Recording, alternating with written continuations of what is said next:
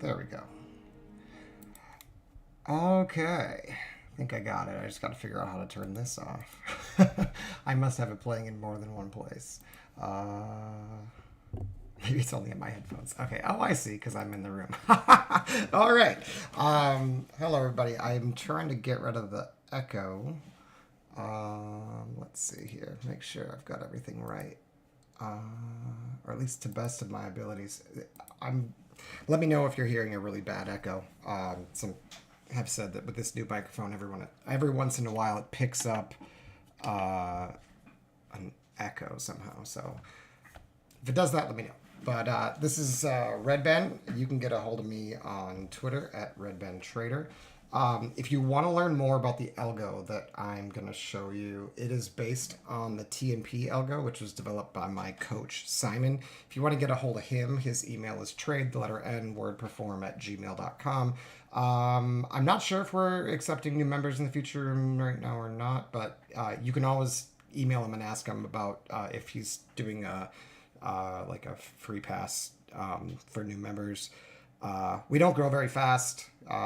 We kind of take things slow, and it's a small, tight group, and I've been in there for almost 2 years, doing really well.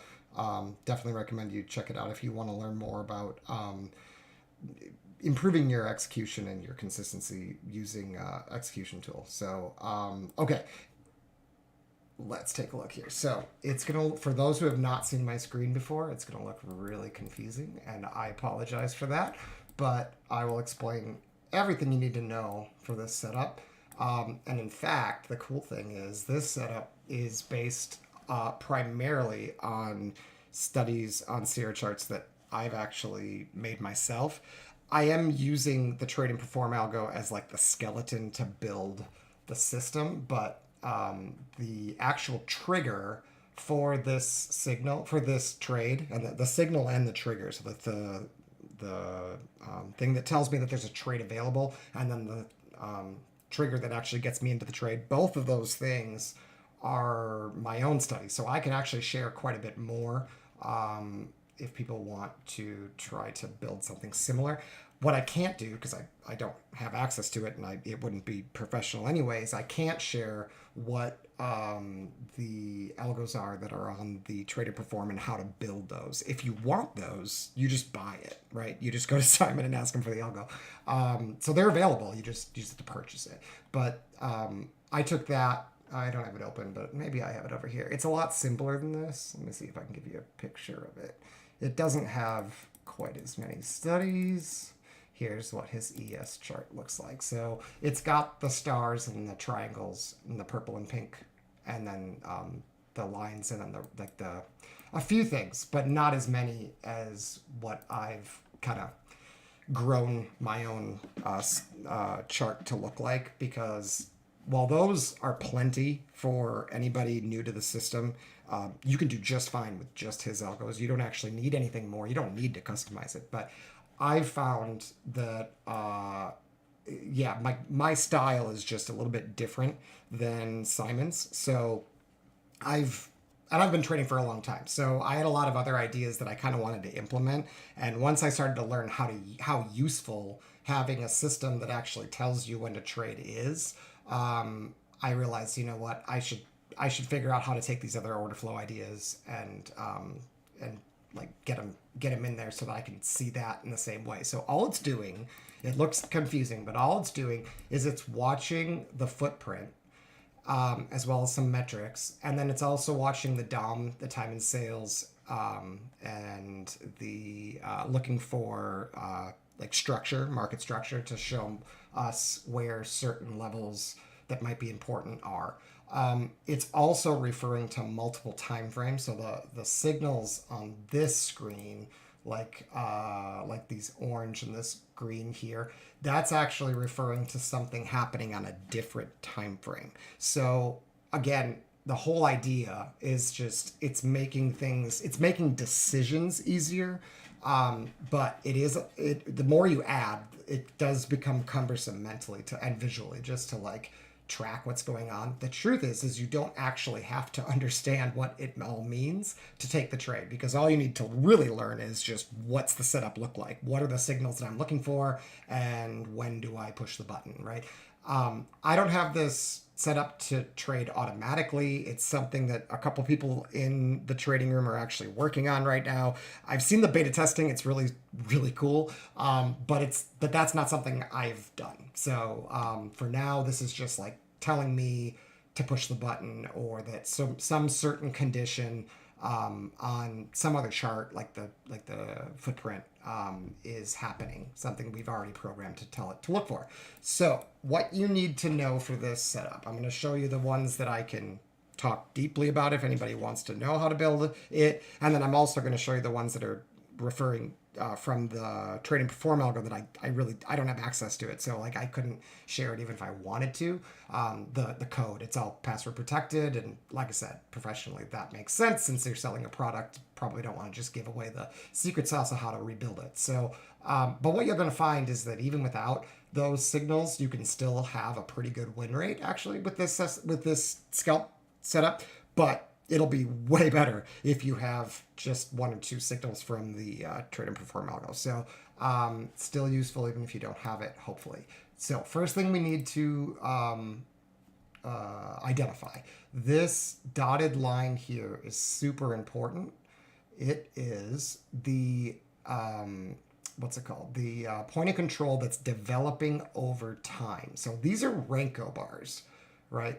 Each one of these bars shows where the price went, and it prints bullish with a wick on the bottom if it hit the high price before the low price, and it prints bearish if it hit the low price before the high price. So all it's showing is like the direction and how far the market moved in each rotation. So you can kind of see that there without any studies at all.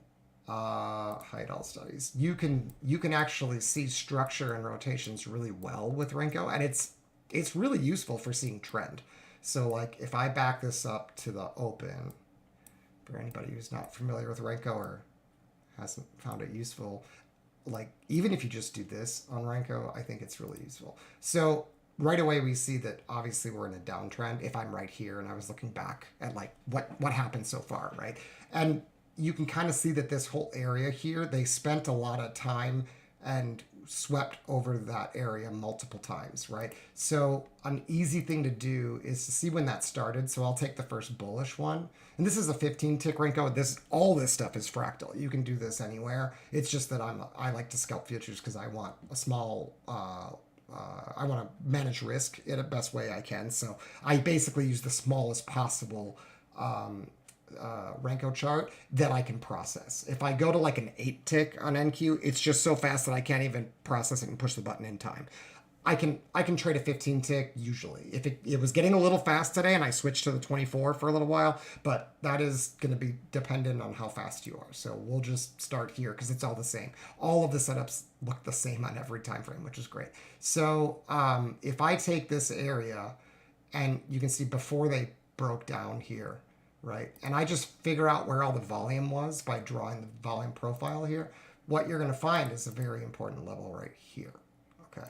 So that level is where most of the volume was during this move. And if you look at it, it wasn't just like one spot. It was actually like a high volume area, right? This whole area here is where most of the volume was. Now that should make sense because that's the area that we went over and over and over again multiple times. But then there's two other spots to be aware of, and that is here where there was another little chunk of volume, and that was at the edge here. And then there's the edge down here. We always want to look and see what happened.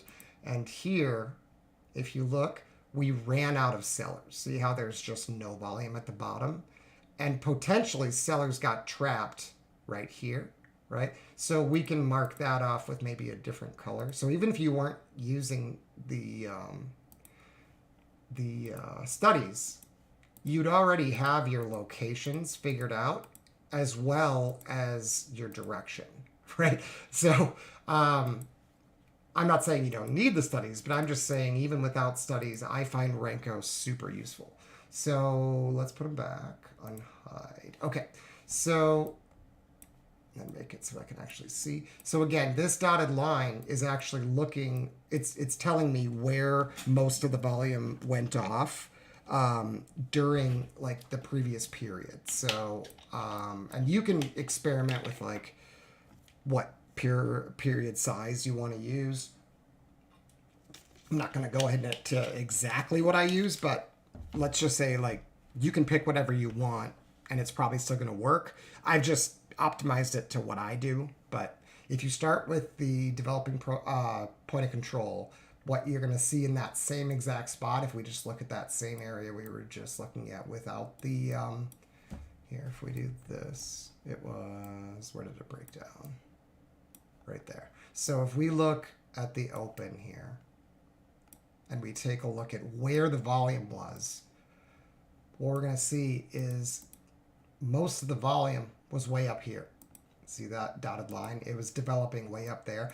Price, on the other hand, had fallen down, which means basically that we're falling either very quickly, both. Usually the two things that are happening, you definitely are falling without developing more volume than what you had before, but also that tends to happen in a rather quickly. So when you see these big moves like this away from the dotted line, either you're using a period that's way too long for the volatility, which you can adjust, or price is just moving so fast and like liquidity is low, and you just want to be careful the further you get away from that dotted line. So it's not necessarily going to tell me exactly where to trade because we may not get back up there. But what I will tell you is that where the volume was is actually potentially more important than where the volume is. It's at least as important, if not more important, to know where it was primarily versus where it is currently. So even if you don't use a developing point of control, or if you've only experimented with using a daily chart, like point of control, you might want to explore other time frames that are smaller than that if you are scalping. If you're swing trading, obviously don't do that, right? That's not going to make any sense. Hopefully that makes sense why you shouldn't do that. But yeah, you want to match your studies with your time frames. So since I'm making, maybe 40 trades in a day, the daily point of control is like, it's useful, but it's not something that I'm going to be able to like do all my trades at, where there's a good chance we actually don't even return to yesterday's point of control.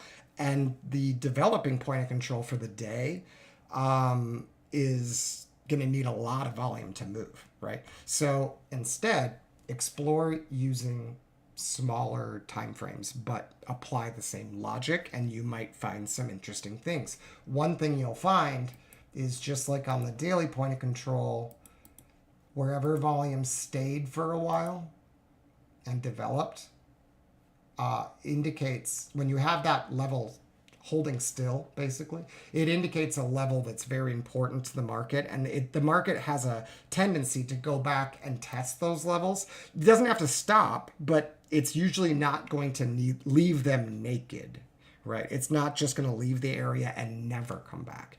It may leave it today and come back tomorrow, though. So just because we've left it doesn't mean that you have to get back there today.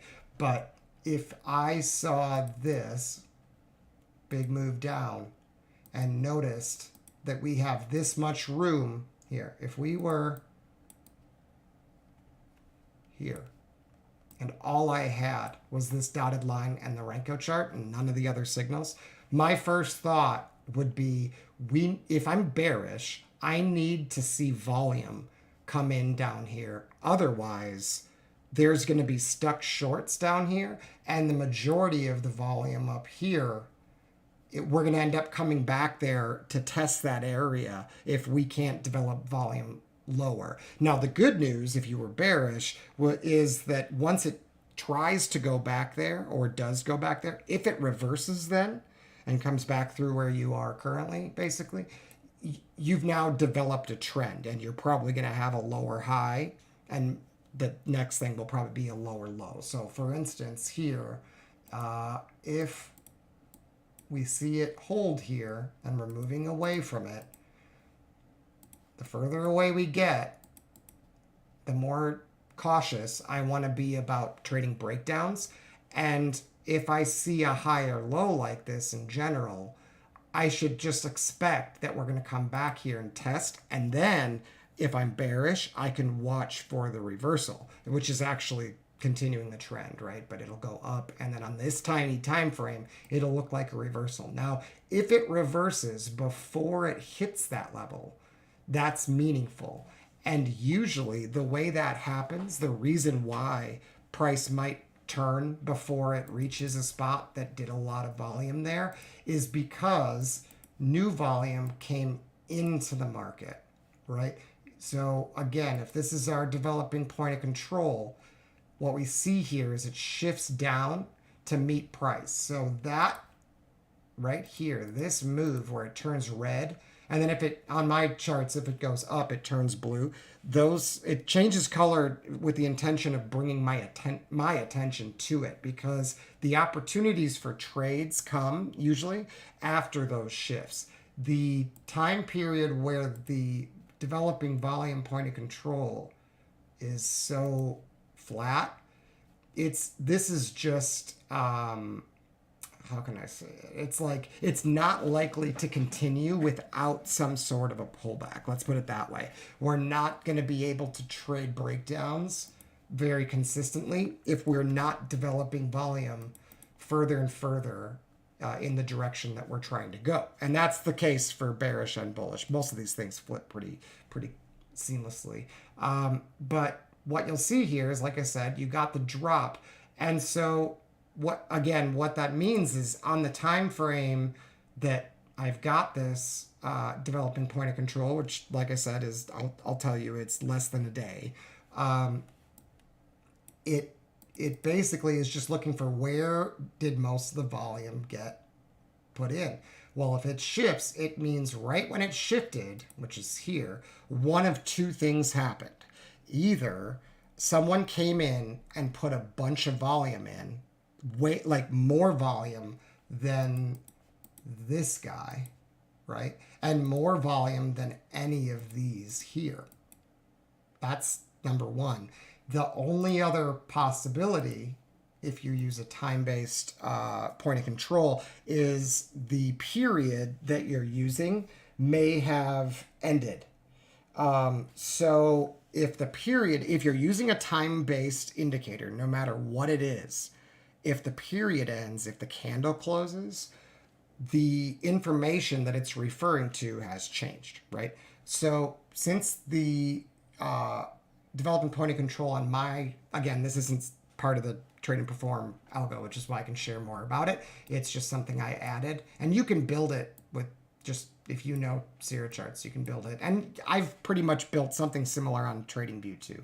So you can see down here what time it is, and knowing, obviously when you do the programming, you decide whether or not, like, how big of a time period you want to use.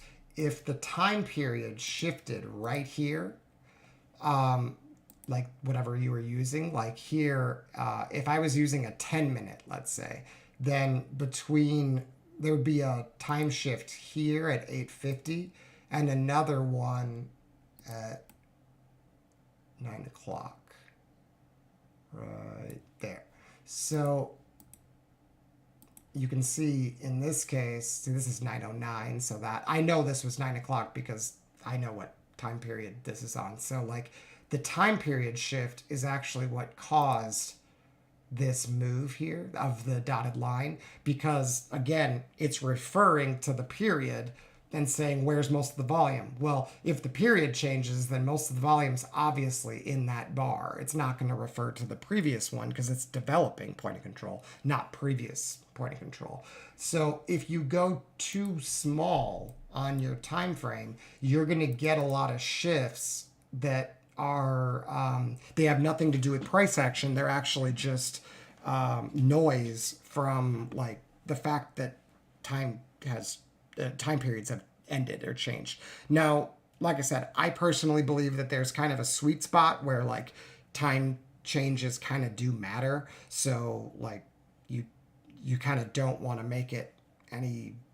I don't know. I'm not going to go into it. It's an opinion, right? How close you want to, how small of a time frame you want to use. But if you're using a 5-minute, let's say, a 5-minute developing point of control, every 5 minutes that period's going to end, and the information that it uses is going to be like recycled or reevaluated, and so it's going to like cause some potential noise in your system if you use these shifts to give you information. So somewhere between a 5-minute and a daily is really what you want for day trading, in my opinion, when you're looking at time point of control.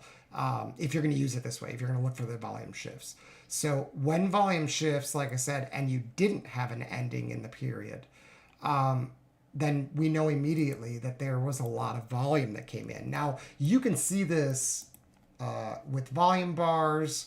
For instance, here on my accumulated volume bars, which are called Weiss waves, these are pretty like a 45-degree angle and relatively straight. This one had a little more volume, but look at the big jump there. So that's another way to see, like on my charts, that there's a big volume bump there. There's another one. See that big gain? And so you can see it if you just use volume bars too. I have the algo interpreting volume for me, so I don't really need a volume bar. But like I said, that this shift is going to occur on the Renko bars with big volume. Let's put it that way, to simplify it as much as I can. So once you see that, now the market, it kind of is tested, right? The natural state of the market is to go back and forth and auction the areas that had a lot of volume previously, like this. See this big one, right? And that created this flat line because that's the biggest volume bar we've actually had this whole time. Not only the biggest volume bar, but actually the spot, the price with the most volume, right?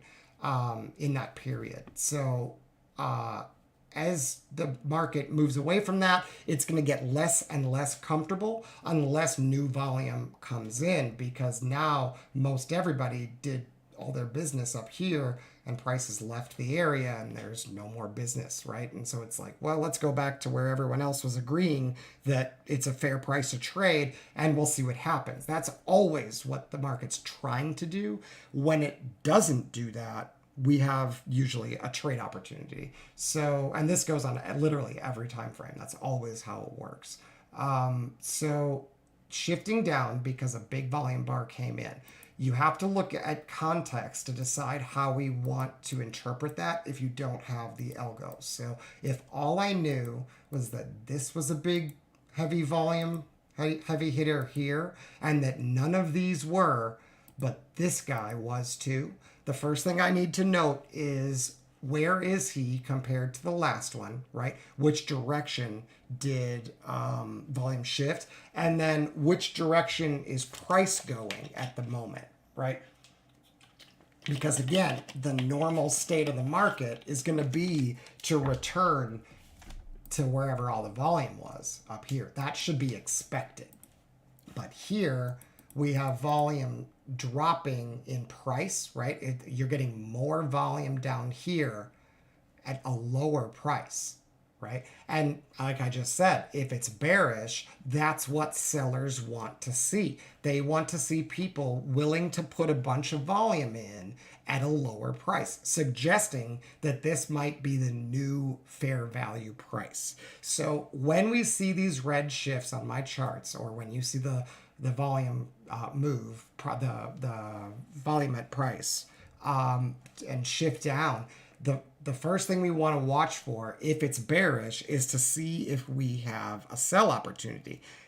We don't necessarily want to take it, though, because it's going to be your win rate of just selling every time new volume comes in lower. It's not going to do very well unless you already know you're trending in that direction. So instead, what we're going to do here is I'm going to further we're going to make it, I'm going to make the rules a little bit more specific so we can filter out some of the like extraneous like information that even though it dropped, it's not actually bearish due to like the whatever the what's it called, the can't think of the word at the moment, like whatever the market's doing at the moment, right? The environment is not bearish enough to push the market lower. That is, we're going to see that very shortly, right? So we could just say a very simple system would be, are we making higher or lower highs and lower lows? And then are we developing volume lower? Well, here we were making lower highs and lower lows, right? But then here we got a higher low. So we would say, I think most people would agree that at this moment here, when the volume came in right here, it wasn't making lower lows.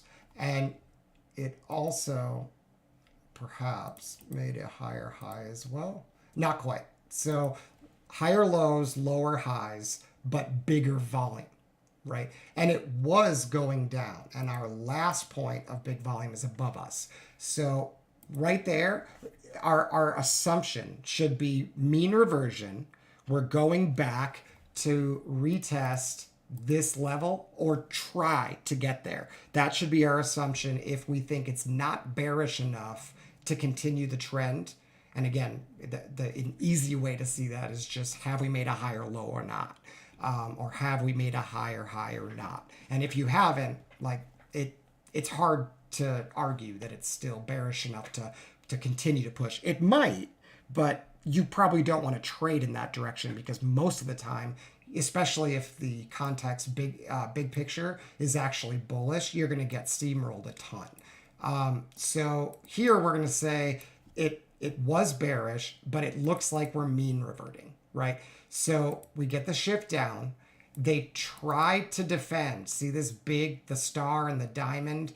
That is an aggressive seller. It's not necessarily a big volume seller. And those are trading performance signals, so I can't really going into exactly how to build them. But just know that, like, if you watch the DOM or the footprint, you would see the aggressive traders show up here.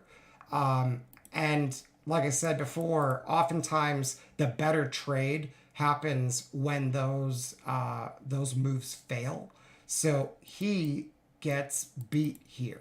See how we get over him? And we do so on a blue dot. And that's going to become important in a minute. And then we try to go higher, right? So at this moment right here, with previous point of control developing was up here, right? We have a higher low, if you can see that, and a higher high. Oops. And higher high. They tried to defend the high and failed, right? So all bulls have to do here to turn this around and go back to that previous developing point of control, all they have to do is continue to push price higher. They don't even need volume up here. Price wants to go there. It's going to go there as long as no one stands in the way. That's the thing to understand. So what we're watching for, now you could scalp this. It's very aggressive, but you could do it. The reason it's aggressive, by the way, is because you're very far away from support. So if you're going to buy up here, technically you don't know you're wrong until you get down there. So the only other thing you can do is try to move your stop up here, and then potentially you get stopped out and then it runs again. And that's pretty frustrating. But the fact that we have this new developing point of control up here means that if we develop volume down here, it's not bullish. So we may know that we're wrong with that aggressive trade way before the low, but there's no guarantee that the price and volume are both going to shift down together. Like we see here, sometimes price goes down without really developing any volume, and then it can just kind of fade back. So here, we don't know that little flag is there, which is, it shows up like 3 bars late, and it's basically just to identify the swing highs and swing lows for future location. But I know that, because I can see it now in retrospect, that was the high of this rotation. But you can see that there was a star there again. So this guy aggressively fought, he got beat, and then either him or someone else came in and did it again. And so they're trying to defend before this big volume build, which is really aggressive, right? Like they should expect price just to float back up there, and they're showing up there and saying, nope, I'm not going to let it happen. So that move here, that second star, and then especially when it's followed by a triangle. But if you didn't have the algo, you're basically just looking for an aggressive attack prior to reaching back to this level that we expect to hit.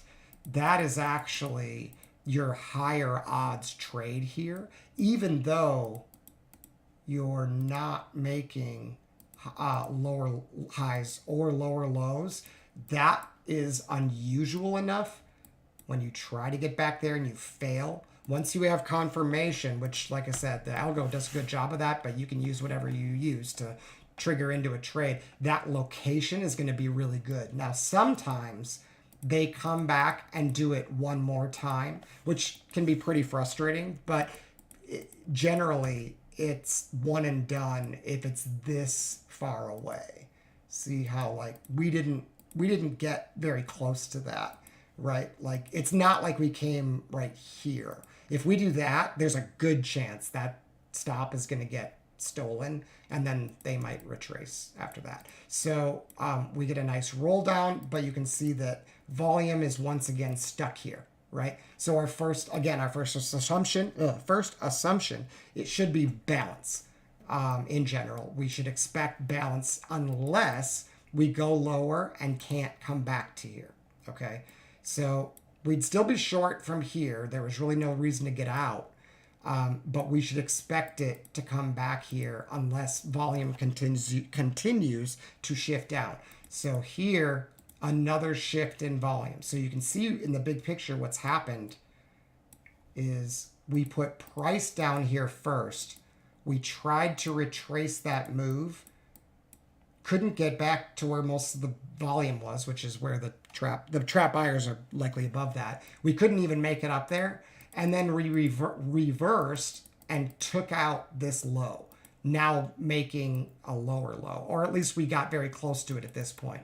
But more importantly, unlike here when we made this lower low, this time volume shifted down with us.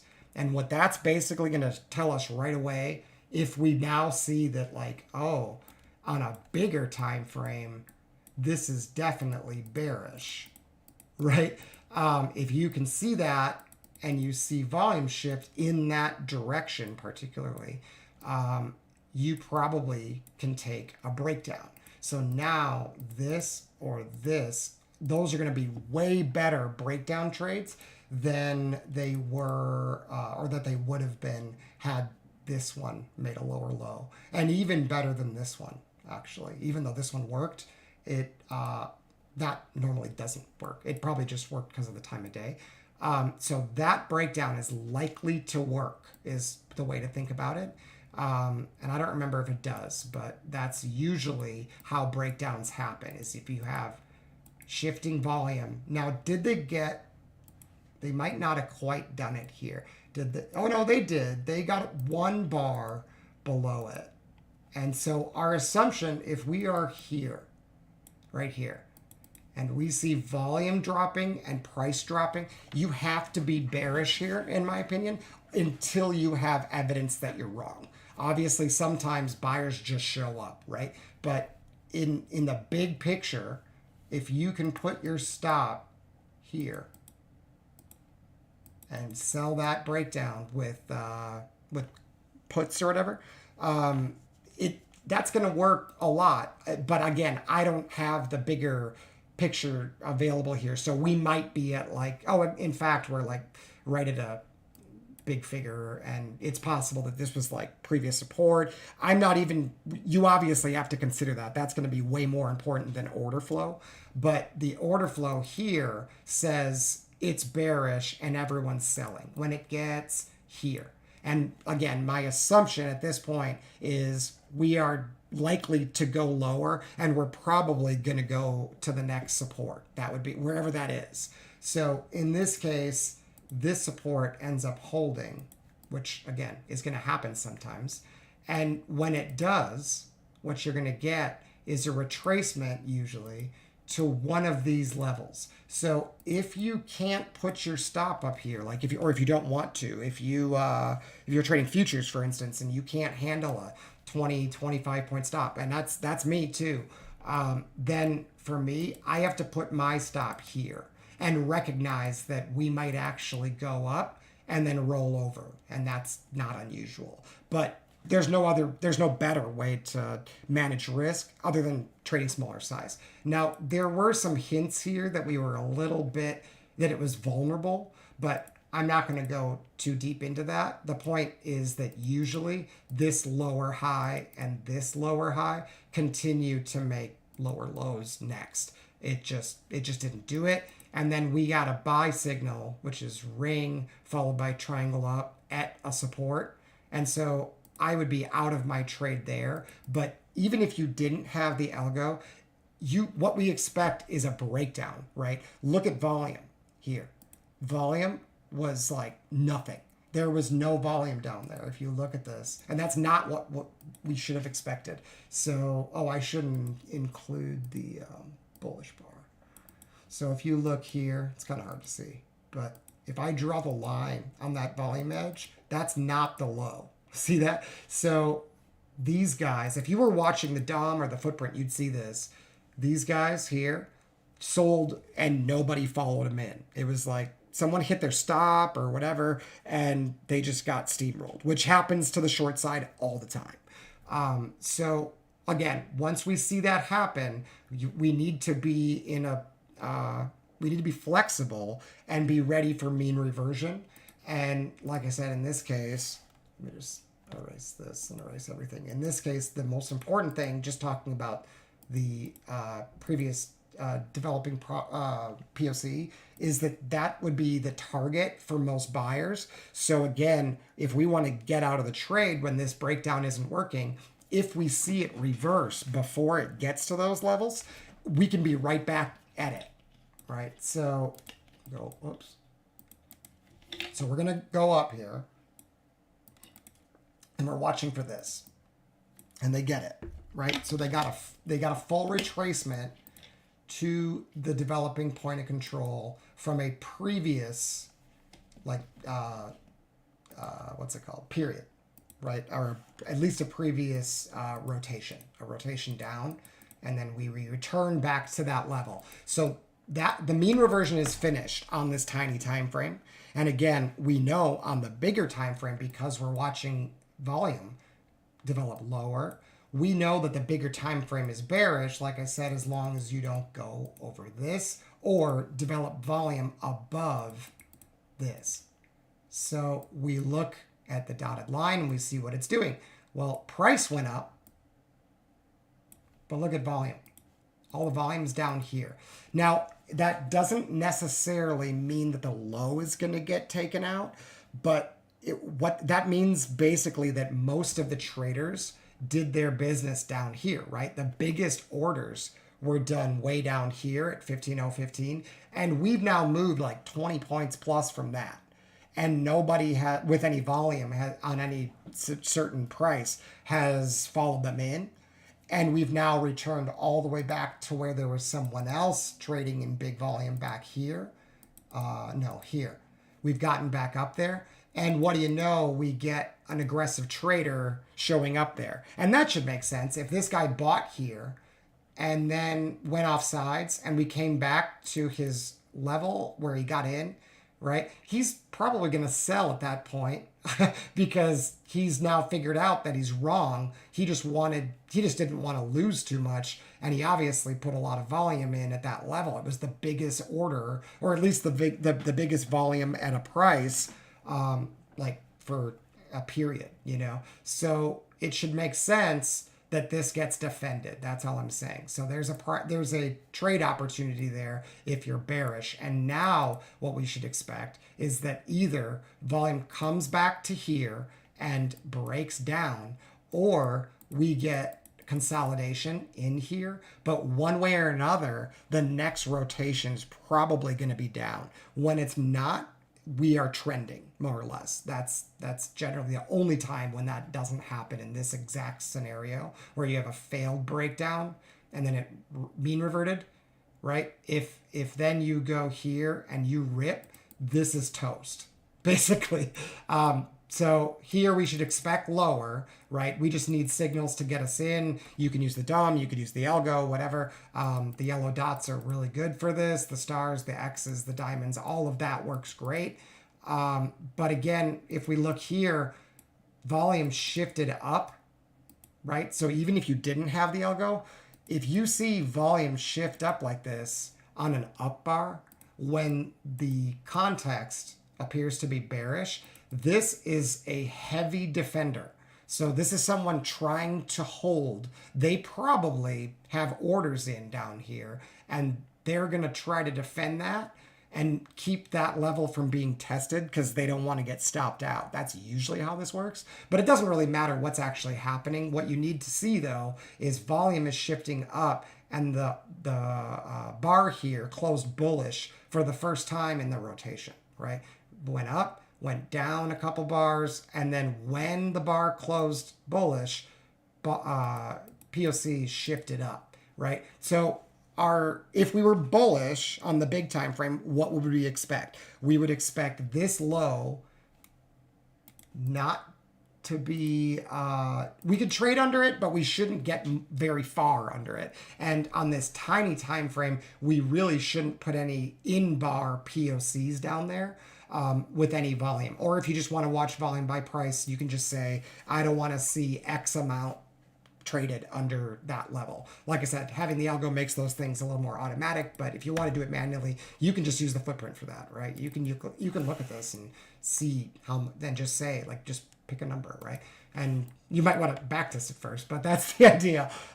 So here, if we're bullish right here, he's going to defend, and we're not going to shift volume lower, and we're not going to be able to put any volume down here more often than not. If this is just going to rocket and this is our high or low, usually that's not what's happening. Like I said, because the context appears bearish, and I'm going to keep mentioning that because it's super important. You need to look where volume was before. In the period before this, where were we, right? We were up here. Where did we stop? Right there. That's bearish automatically. If they rejected that level, these traders up here, these buyers, this aggressive guy, all of these, they're all trapped. So I really don't want to be bullish unless I'm targeting that level, right? Because it's bearish on the time frame I'm trading. So instead, what we'd like to see is we want to see this defender get beat. Like that. And if you want to be conservative, you wait for an aggressive signal like the dots or the stars or whatever. If you want to be aggressive, you can use the triangle, or you can use the DOM and just watch for movement that like change character. Let's just say that. So then what we see here is volume shifts down, right? The assumption should be bearish. Where was volume before? It was right here, right? That's their target, clearly. That's where they're going, right? And it's probably going to get there. And then we want to if we're in a short, we might want to take some profits, because if it's going to consolidate, that's the spot that's going to invite buyers to defend. If it's bearish, it's just going to fall right through. So we kind of want to hold runners. But in general, once we've gotten that shift, just like here when we got this shift, right? That shift down should support a move down. Should. And when it doesn't, that is a trade opportunity. So, like I said, that's all trading works like this. You have a picture of what you expect to happen. You have every reason to think the low is going to get taken. It's bearish, and yet nobody's there, right? You might not get it here, right? You might hold that short and be like, well, I guess I'm just going to see if they'll try again. But if they can't break that and you get aggressive traders coming in here, like, you have to reverse, right? And especially when volume actually lifts. See how that volume point of control lifted, right? So that I'm going to show you what that pattern is a really strong reversal pattern that you don't want to fight. And what we expect when that happens, we return to the point where the last volume was. Well, in this case, the funny thing is that volume was right here. So that expectancy is kind of shitty, right? You know more or less here that the low is not going to get taken out until you revert a bit. But our target is like within 3 points of us. So while it makes sense to reverse here, you also have to be aware that these guys on a higher time frame, they're still trapped, right? Still lower highs. The market just isn't ready yet, is what it's telling us. It's saying we're consolidating at this point, and we're not going straight to the low. We're either going to steal this stop and then roll over, or maybe we're going to make our way back up and we should be looking for long entries.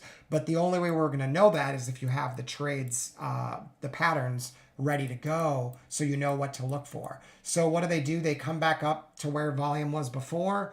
They run into an aggressive seller right about there, and he tries to defend the move down. So this one, especially when you're shorting, in my opinion, when you've tried once and you see volume go down and you see price, well, wait, if you go down once with price but no volume, then you return, you can't get to the VPOC, so you should be bearish. You come back to the low, you go a little lower but can't continue, and then come all the way back up here. Right there, we are, right, like I said, we're more balanced at that point than bearish. The only point where it becomes bearish again is when we shift volume down, right there, right? That is the point where we can say, okay, we're actually shifting we're pushing some volume in at the lows. As long as we don't get trapped, this could be the beginning of a new move down. Like, we might be finished consolidating here, and this low may be ready to go because we're shifting volume down. The only thing we can't do, and notice there's not necessarily a trade here yet, but realize that the only thing that can get in the way of breaking this down is volume and price shifting back up. So what we see here is first price shifts back up, it comes right to that volume point of control, and then the VPOC shifts up. So this shift here, and the fact that now we are clearly putting in higher lows, it means we're pushing price higher and we're pushing volume higher. It's bullish, and it might be a small time frame, but it's potentially the low, right? We also had divergence in sell volume here. Maybe not. We didn't break the low, so never mind. It's just consolidation. One way or another, the way I see this, whenever this happens, where it's like, oh, it looks really bearish, I think the low is going to break, and then they just can't do it. They can't make a lower low. They shift volume and price up. My assumption at this point is we are probably coming back to repair this untested VPOC. That's my assumption. Then it's just a matter of finding the entry. But the last thing I want to do is short in the hole when volume is actually shifting higher. But like I said, the important thing is to recognize that on this tiny little time frame, you need to be prepared to shift your bias if you're going to be trading both directions. Otherwise, your job is just look for these conditions when it looks like it's buyable and buy it, right? And just ignore the sells, because otherwise you're going to get bearish in this situation and miss the opportunities to go higher because you were too bearish, and you might even get caught short for more than just a little paper cut. Because like the good news, let's say you traded right here, which like I said is not horrible. It's just aggressive, but it's not horrible. If it doesn't break, you're out by the time that gets tested. Right there, you know, I mean, really, you'd know. If you had the algo, you'd know here. And if you just watch volume, you'd see volume shifting up, and developing volume shifting up generally is not something that happens when price is going to break down. It just doesn't work like that. Basically, what it means is we need to mean revert again, right? So we got here. We have this one that's already been repaired, but we have this one that has not been repaired. Our assumption at this point should be that this is going to consolidate and probably break out unless to the upside, unless volume can shift back down again. And it could. We just have to wait and see, right? But we only have the information we have, and it's okay that might change. But the important thing is to know, when does it change? When do you know that, like, I can't be shorting anymore? That, for me, it's right there. Like, I'm totally cool shorting this. I'm totally cool shorting that. But when we can't break down, volume shifts up, yeah, I'm done shorting, right? Because now price is not going lower. And if you look, even though volume was up here and we did trap some buyers, it's developing now higher, right? And now if this breaks, if we shift volume higher than this, which we did right there, we've now made more volume up high. So to be bearish now, I need to break the low. Basically, like, it needs to prove itself now for me to short. So I'm not going to sell that. And instead, I would rather be a buyer down there generally. It doesn't mean I'm right? But that's usually how I think about things. I actually don't know how this works out. I don't remember. But usually when we get this shift up, like, it doesn't have to hold, but I would rather be bullish than bearish, right? When it breaks down, it could still be a trap. Honestly, it doesn't just mean you're immediately bearish, because look, volume is still not lower than it was when it tried to break down and fail. So if we can't get volume developed below that, it's just not bearish anymore. So as a result, if you can see that, this guy right here becomes super vulnerable to trap. If we can get above him, and maybe even this one, but any aggressive traders down here, if we think this is no longer bearish and we can get above them, we could get a big trade, right? So it doesn't mean it'll happen, but if we can, that's the opportunity. If we can't, then it's probably bearish and they just failed the first time, right? And especially when there's like data and all that stuff, you're gonna get attempts that fail and then another opportunity. Here it looks like they're gonna at least try to go lower.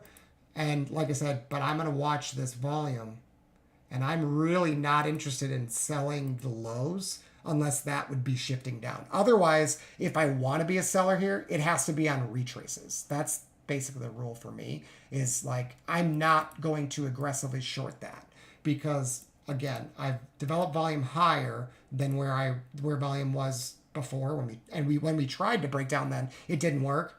So even though we've gone a little bit lower, volume isn't continuing to follow price, meaning that a lot of this is low volume. And that doesn't make sense if this is the beginning of a big drop, in my opinion. So here we finally get volume to shift all the way to the low right here. But look what they do. They do it on an up bar, right? So again, what that's now offering me is a trade opportunity that says this low now becomes extremely important, because price has shifted down, and yet I think it's bullish, right? Well, I should say, I think it's not very bearish unless now we take that low and develop volume lower. So again, it might be a little confusing, but the idea here is I've shifted volume lower on an up bar, and until I beat these guys, this is just a trap as far as I can tell. And they try and fail to break down. That should make a ton of sense. Note that volume just kind of hangs out here. The only thing they can put down here is purple bars. This looks extremely bullish. They had a lot of aggressive sellers in here, in here, in here, right? And that happened when most of the volume was here. And when they went lower, there's no aggressive traders anymore. It's just purple bars, which is like usually very low volume, and it's basically just illiquidity. It's people pulling orders from the order book. So there's not a lot of hope here for bears. Hold on real quick.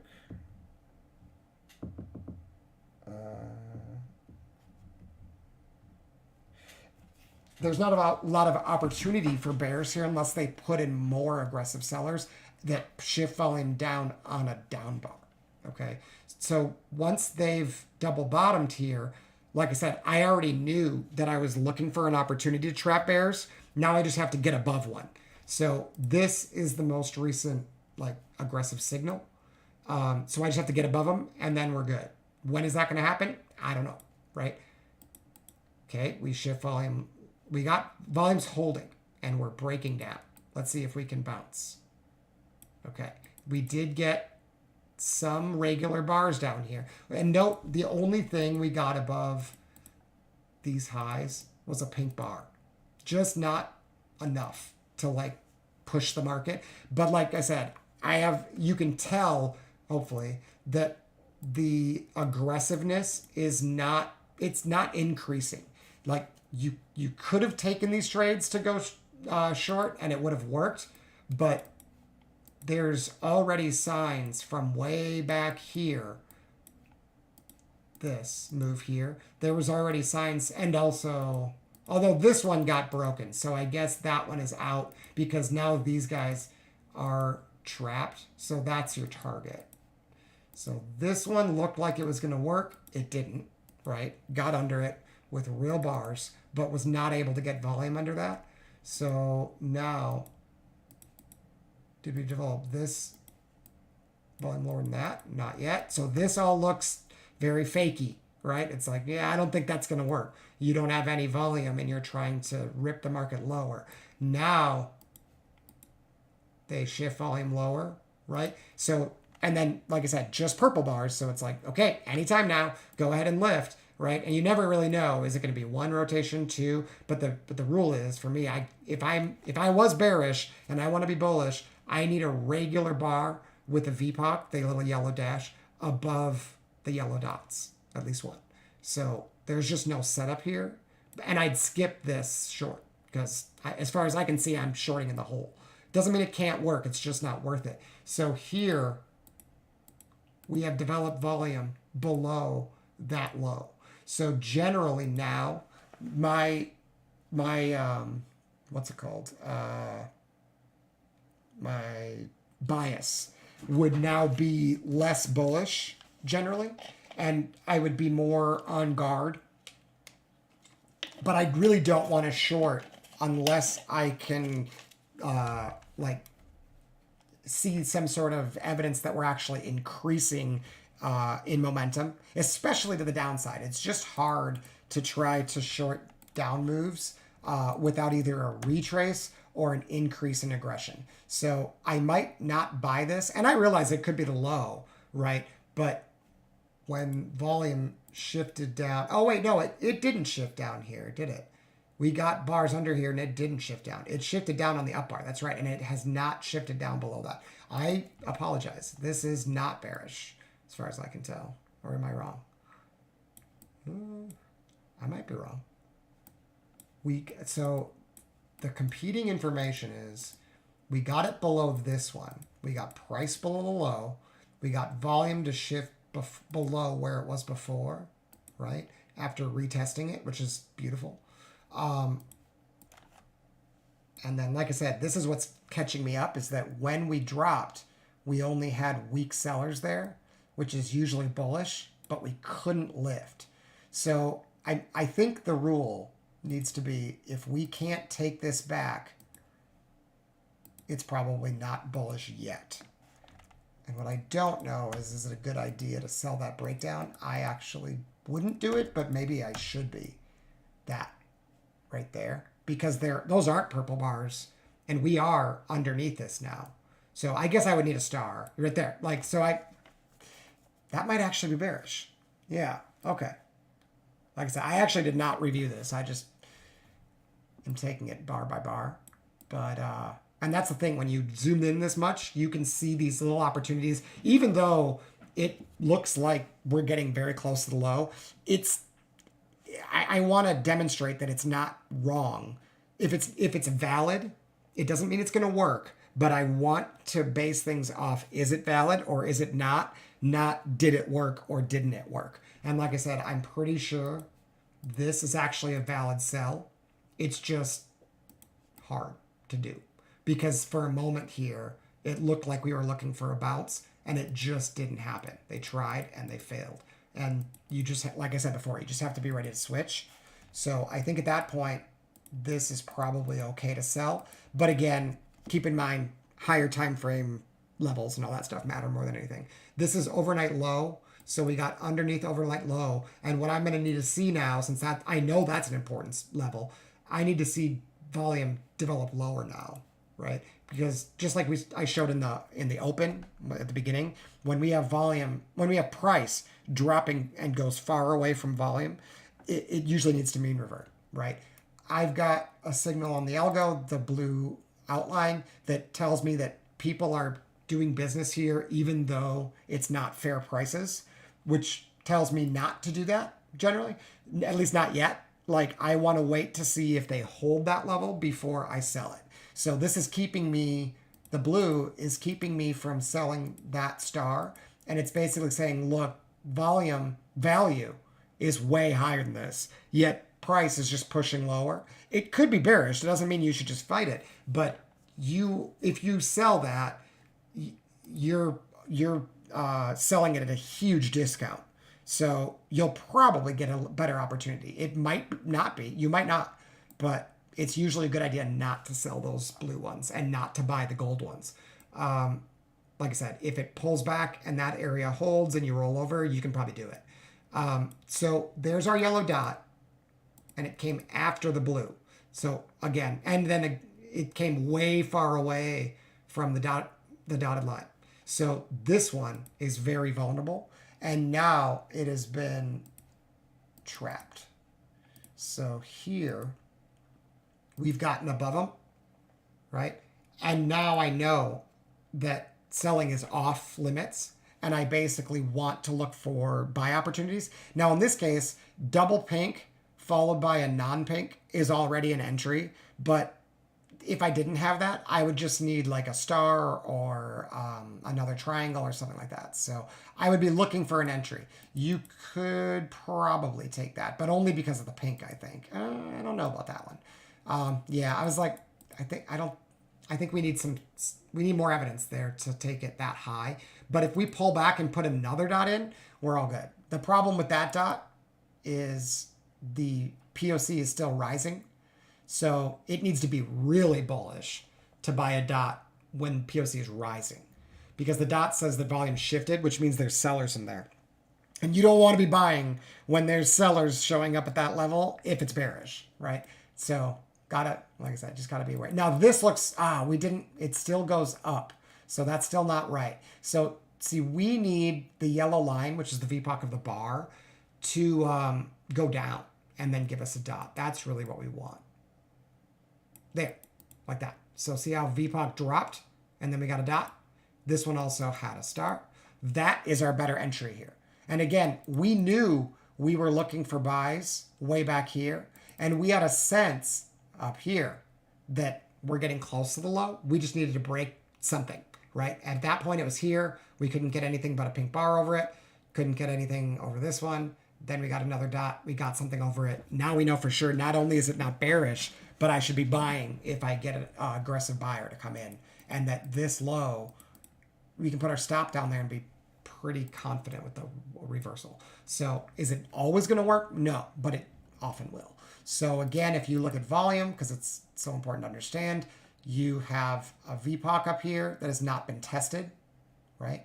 We shift down. Well, actually, I mean, they tried to get up there and they rejected. So that would be your aggressive sell. But at this point, we have not gotten back up there. That would be the assumption of what we expect to happen next. If it's bullish and we have this VPOC up there with someone did a bunch of volume, we're probably going to go back up there, right? So again, look what happened when volume shifted. We got a pink bar just like this. See that?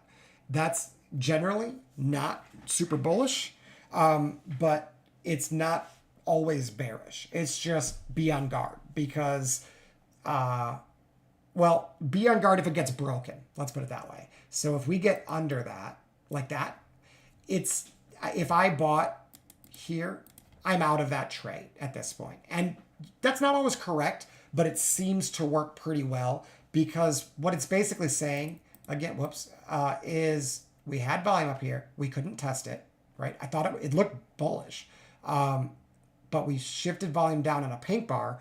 We only put a pink bar above it, right? No other VPOCs on a bull bar up here. Same with this one. See, that VPOC is below the dotted line, right? This one is pink.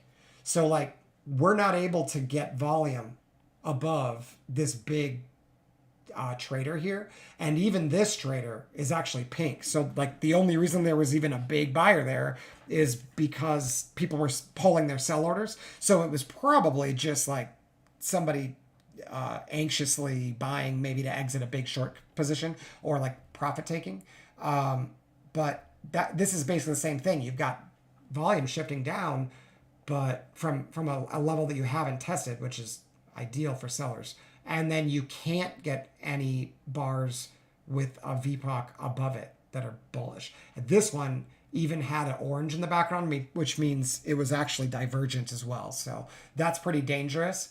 And for sure, once you've gotten under this pink bar with the yellow line on a bearish bar, and that bearish bar is not purple, it's not ready. That's basically what it means. So now I want to see if we can come back in here and get another dot, more or less. So this one could probably be sold. That dot, maybe. That one might be a little more dangerous, but this one should be okay. See, the reason I say it's more dangerous is we've got this line just going flatlined, and like it just doesn't make sense to me when we're trying to break this low, and yet we haven't gotten a lot of volume, right? That volume should be shifting down with price if we're cascading down. So at this point, I have no reason to think the low is going to break, but I don't want to be long. I hope that makes sense. It's just neutral. And I want to see this hold and then get a long. But if that doesn't happen, it's obviously not bullish. So, oh, nice. So it holds. Well, that's interesting. Like literally to the tick. Whoops, I went too ahead. So pink, not pink. Usually good, just like here. Again, you can just buy it. I usually do that with calls. Otherwise, if you want to wait for the pullback, what I can do usually is buy a blue dot. But I want that blue dot to be put in when the yellow line drops. So let's see if we can get... Oh, first of all, we got back to that VPOC. Very healthy. Not bullish, but not super bearish. And it could just come right up here and you just miss it. There's the blue dot. That's your entry. Seems late. It's actually okay because VPOC dropped and we have a signal that it's pretty long. It's pretty bullish, right? And we've got pink bars that have not been retraced, which is also pretty bullish. And we already knew here that we didn't really expect it to go lower. So that's probably okay. Do they give you another dip? They might not. See, that one is probably okay too. Yeah, and then we shift up. So what I've found, I guess that's probably enough on the VPOC. But because that's the low. 99.9% sure that's the low.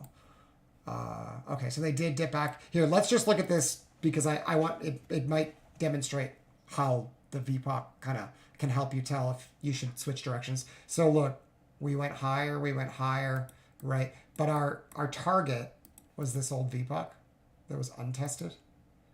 See how this one has not been tested? So that's our first target as a bull. It should be relatively easy to hit if it's bullish.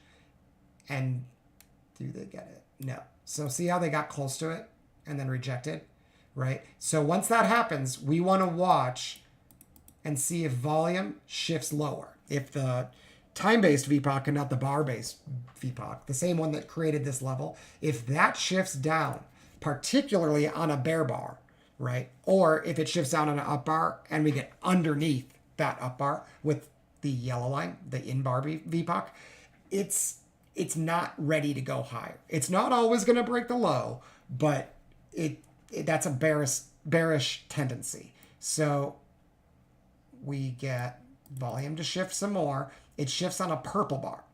Now, when volume shifts down on a purple bar or up on a pink bar like this, so from lower to higher and it prints a pink bar, or from higher to lower and it prints a purple bar, that in and of itself is usually a sign that that's where the market's going next. But you have to wait for the blue dot to really be confident that you can actually enter, or for the buys, and the yellow dot for the sells. So in this case, you got pink with, and then the other little detail of this setup is you really want it to be as close as possible to actual support. So find the flag, and again, by the third bar, that shows up. So if I look here and I watch the dotted line to shift on a pink bar, that one's not a pink bar, this one. So it shifted on not a pink bar. Then it shifted on the pink bar. My what's it called? My support is down here. I've had one blue dot below it. So if the market is volatile, I can probably do one more long entry. Usually the second one's okay. The third one's not, generally. If it's tight consolidation, you don't even take the second one. But if it's got good range like this, the first one's fine, the second one's fine, the third one's usually not. So in this case, once this shifts up, the blue dots are generally going to be pretty good spots to buy. The exceptions, two exceptions. Number one, there's a gold bar to the left, and we're having trouble getting over it, right? If we have not gotten above it with VPOC, you can do it, but you might not go much higher than this. And then the second reason you wouldn't do it is if you had resistance right above you. So like if this was my target, I obviously can't buy that, right? So in this case, it does go higher, right? Which is usually what happens. And this is just a scalp. But it's pink, pink, pink, and then gold, right? And that is dangerous to stay in. So I probably would not be in it after that. I'd be done. Yeah. Done. So now let's see if it shifts down. See this shift up on a bull bar. So that line, that bar low there, it really needs to hold. We can test under it, but we can't trap it with VPOC, with the yellow line. So this one needed to hold. It did. Shifted up on a bear bar. That's beautiful because now we can trap them, right? But even more importantly, it shifted up on a pink bar and then gave us a blue dot, preferably with the VPOC dropping. And there are some other rules. One of them is you really don't want to be buying unless you've got a pink bar that's partially unretraced. That's just a general rule. The one excuse for that is if it's retraced by the bar that has the dot on it, then it's usually okay. So like here, this one got fully retraced before the blue dot.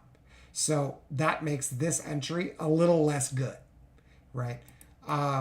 So now do we shift down on a purple? Right there. So here we shift down on a bear bar, right?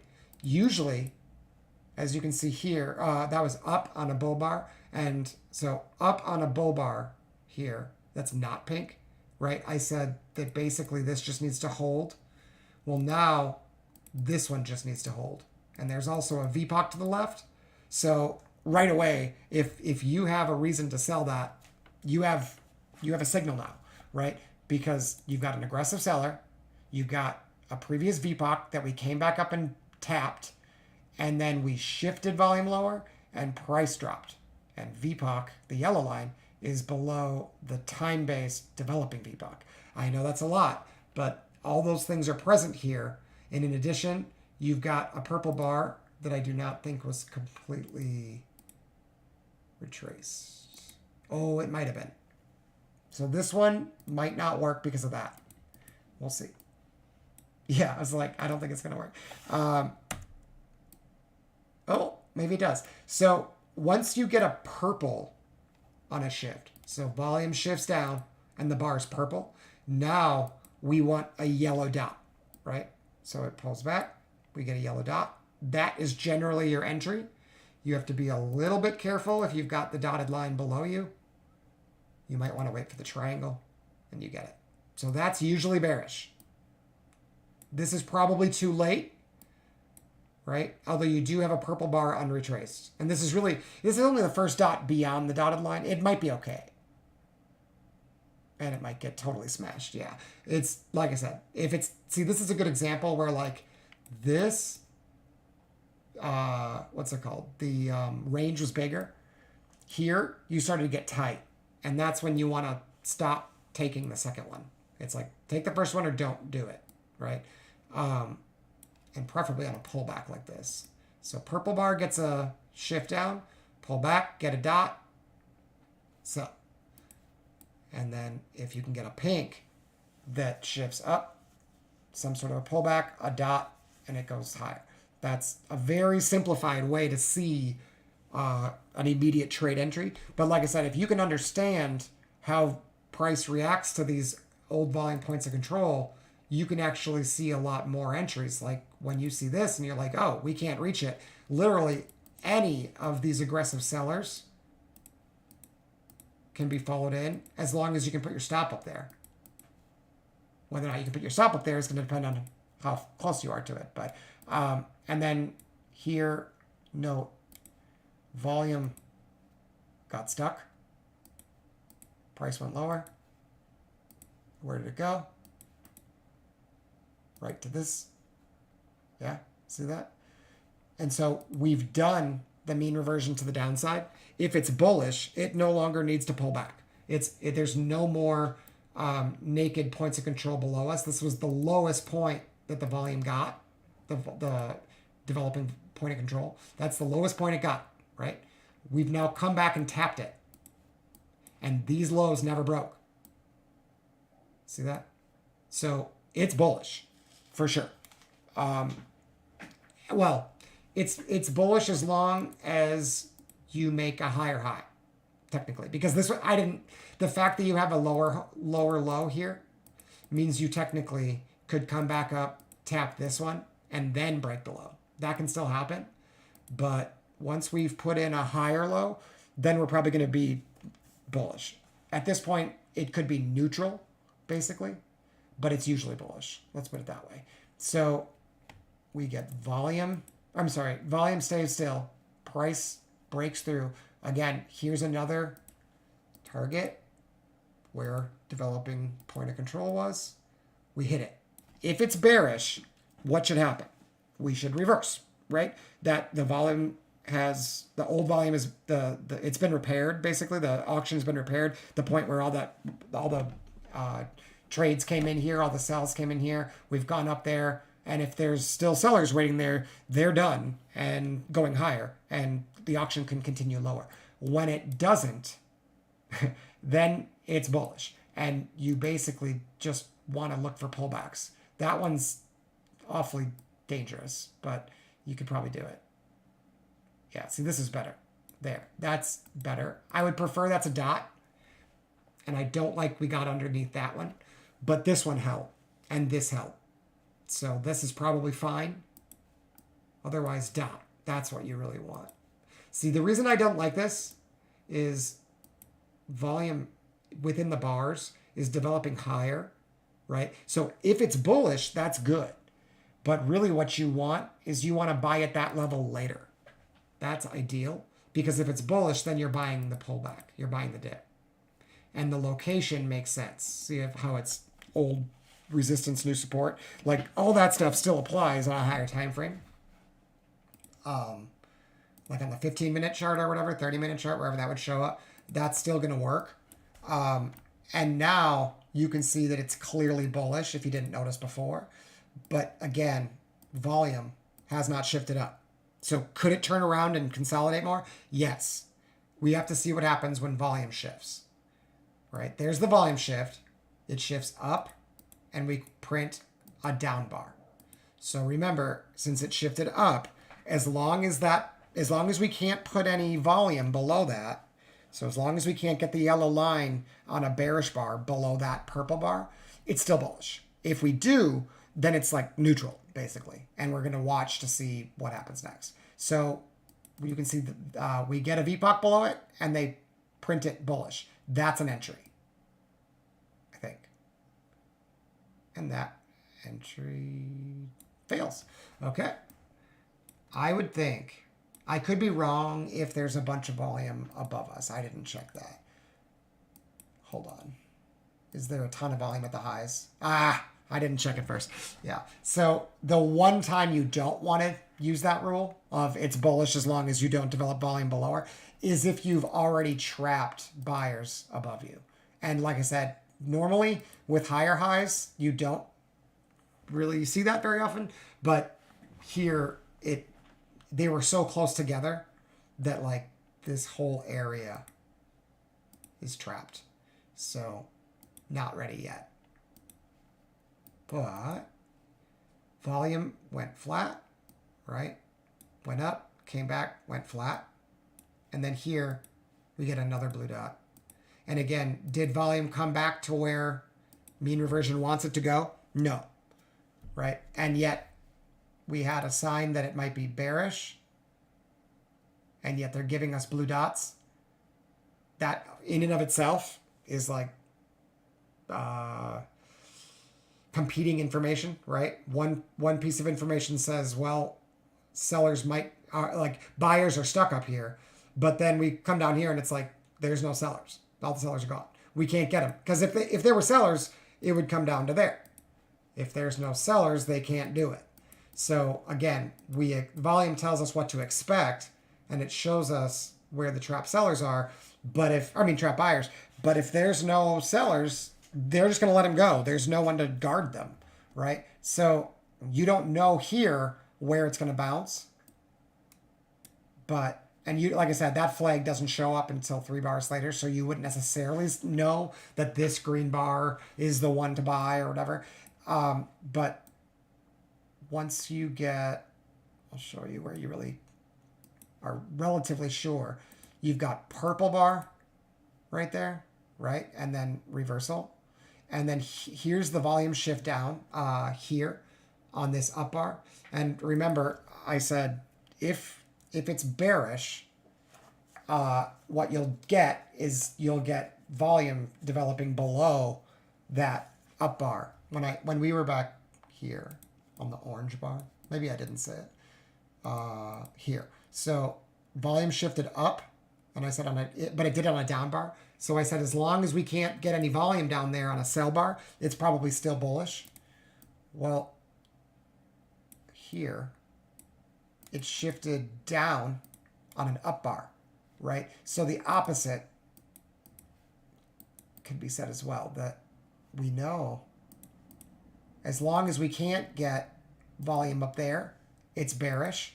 But if they can't get any volume down here, it's bullish, right? So we have purple bars down here, but nothing else. Note here what you got.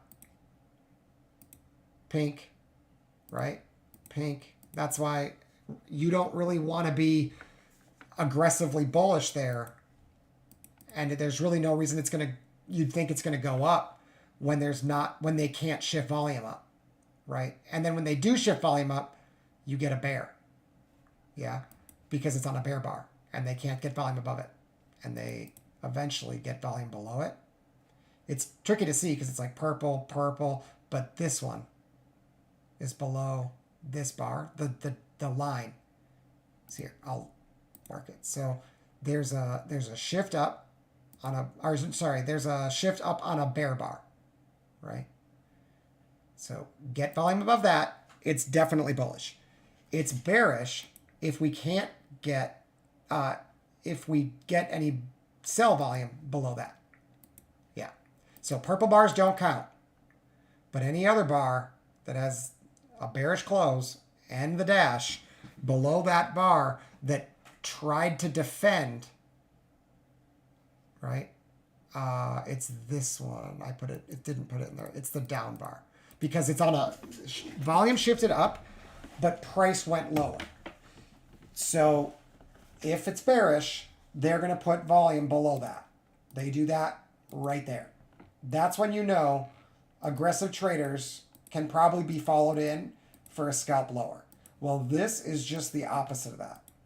Now, or is it the same? Hold on. Where is it? The shift is down and up bar.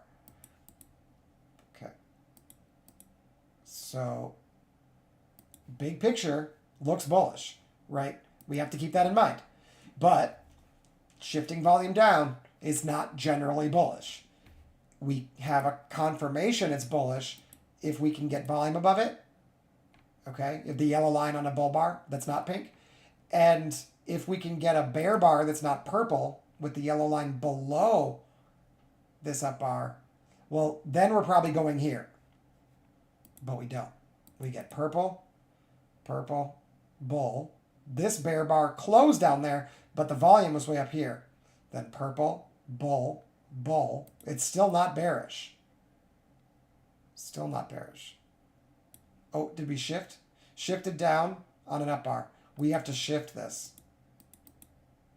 Okay, now we need bearish volume down here. Purple, there. Now we've gotten under this shift with a bar of volume, right? So now we're going to need to trap somebody to be able to lift. Or does it just go? I'm surprised. Did I miss something? Hold on. Let me see what I'm doing wrong here.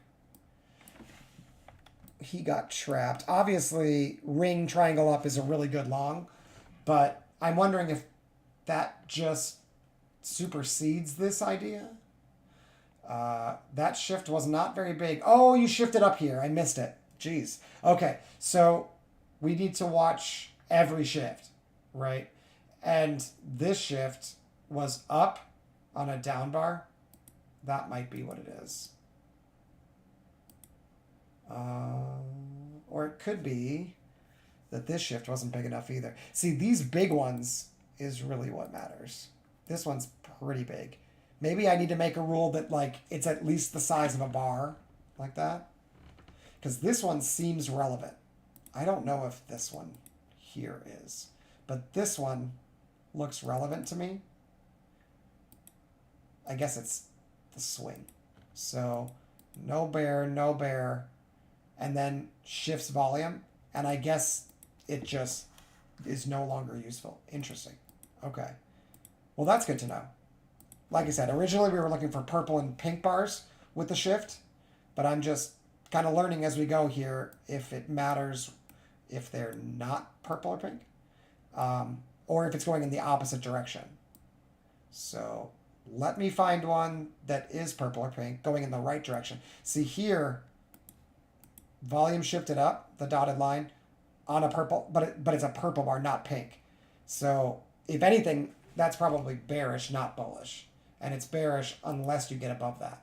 Pretty sure. Just like this one. Shifted up on a purple. Probably bearish. And we would need the yellow line to get above this. Does that work? Let's see. Shifted down on a purple, yeah. Not very much. We won't. That's pretty tiny. So no bull above. No bull above. No. Yeah. That's right. So we'll do shifting either direction. And like I said, if it's the opposite direction, we just have to wait for it to get confirmed and make sure it doesn't get beat. So here, going opposite direction does not get beat, right? And then we got a bull bar with a VPOC line, the yellow, below it. Bearish. Triangle's good enough to probably sell for a scalp. Okay. So these pink bars were, we'll talk about that in a minute. When they don't shift volume, there's another trade, but this one is really consistent. So it's, if I can find it, doesn't show up all that often. Okay. Watch volume. It shifts up on a pink bar, right? It's probably bullish. It's just a matter of finding an entry. Usually the next dot is good enough. Either if you've retraced the pink like that, or if the VPOC line, the yellow line, went down like this. Then it's usually fine. You want to be, again, close to support like this. That's perfect. So that will give you a rotation up. Okay. Ring triangle down at support, at resistance. That's a good sell for a different reason. Let's see if I can find another one. The slower we go, the more you'll see them. Okay. Does that shift? Not really. If it did, it shifted the opposite direction. Let's see if what happens if we do that. Bearish if we get under with VPOC with the yellow line on a bear bar that's not purple, or bullish if we get above it. See here, we couldn't get above it. Here it's pink, so that doesn't count. Can't get below it. Bullish. Oh, can't get above it. Well, right there. We got above it right there. So does this hold? Yep, that does work. Cool. Okay, need volume to shift. We need a big player on a purple or a pink. Here we go. Now this one's got a blue outline. And like I said, that's only going to work if you have room on a higher time frame, basically. If you're anywhere near support, you don't take this. But that's our shift. Then we would need a yellow dot on a retrace. And it just doesn't come, I think. And that's fine. That's great, actually. That's what I want, right? When it's not going to work, I don't want it to trigger. So this one gave us the shift, but no trigger. So we have a signal that there might be a sell coming, and it just doesn't come. And it makes sense because, like I said, people were selling too low, and value is way up here. So they're probably coming back up to the VPOC. And if they don't, we should pay attention. There, they do. They get back up there. It's neutral to bullish. Now we need volume to shift to get a setup. There it is. Volume shifted down on a purple bar, right? We actually had the yellow bar below, or yellow dot below it. You can probably just sell this. But then if you get a pullback and a yellow dot, it's probably sellable. Right there. That's probably a sell. Yep. And like I said, all I need is 10 points. That's cool. With two contracts, that's $200, $400. Depending if you cover them both, it's $400, right? But what I usually do is I cover one, and then I see if I can get the other one to push. So I might end up with like 150 or 2 as the final gains on something like that. Okay, so no shift. We'll talk about that in a minute. There is a trade set up there. It's just you need to know direction for that to work. Oh, there we go. This is a really big shift. I don't know if this is going to work. Oh, and it's gold. I don't love that. But we get volume shifting up, pink bar, pullback, dot. Does it go higher? See, yeah, that gold causes problems. And the bigger this lift is, the more likely that, like, we have to trade far away from fair value. So, like, it's going to get choppy unless it's really bullish. So I should just totally avoid the ones that are yellow and blue. That's easy enough. Okay. Shift. There we go. So shifted down on a purple. So if it comes up and gives us a pink dot, a yellow dot, it'll be a trigger to go short. And no trigger. Oh, right there. Is that too far? Yeah. I don't love it. Yeah. I don't think you can break the swing. Did I get a VPOC above the swing? No. But I don't like it still. I don't. The reason I do like it is we have a VPOC here and it looks like we're rejecting before it. But the reason I don't like it is my signal is way down here. And we've already done like a bullish move. And then I'm trying to take a trigger here without any momentum. So I don't. It's hard to explain, I guess, but you kind of have to see it, I suppose, that like it's just not bearish enough to get continuation. And this is just, it's a continuation trade. Okay, so volume shifted on a before the pink. I don't think that counts. Yeah, don't do that. Needs to be on the purple and the pink to have consistency. Whoops. Okay, so this one was before the purple, and then you got the test. Did it test it? See, it just missed it. That's usually pretty bearish. But not this setup that we're looking for. You can use a smaller time frame or a bigger time frame to find more, but I know some of them set up, so there we go. Shifted down on a purple, so it needs to come back up, give us yellow dot, and go lower. No yellow dot, and it doesn't go lower. Perfect. Okay, shifted up on a purple. So we said if it gets under that, it's bearish. VPOC over that, it's bullish on a non-pink bar. Right there. So it's bullish. So when do I buy? Do I just buy the breakout there? Dot, that probably works. Yeah, cool. That's neat. I didn't know that worked. Okay, here's another one. Shifts up on a purple. Bearish if you get below the swing low. Bullish if you can get above that with VPOC. See, that one is not the right line. There we go. So that one doesn't do it. That one's pink. That's dangerous. And then you don't get it. So this is probably going to be bearish. No volume shift. We got to get under this with VPOC. Otherwise it is bullish. Right there, bullish. Do we need to wait for a dot? Right there's a dot. Oh, it works, kind of. Right when you know, I don't know if I love buying right underneath that previous VPOC though. It's going to be situational whether or not I actually take that trade. No other shifts on pinks or purple. Oh, this one up on pink. Right? So normally you get a pullback and take the blue dot. But look how far away we are from support. It's very dangerous. And we get a yellow dot instead. Can you sell that? Yeah, maybe you can. Interesting.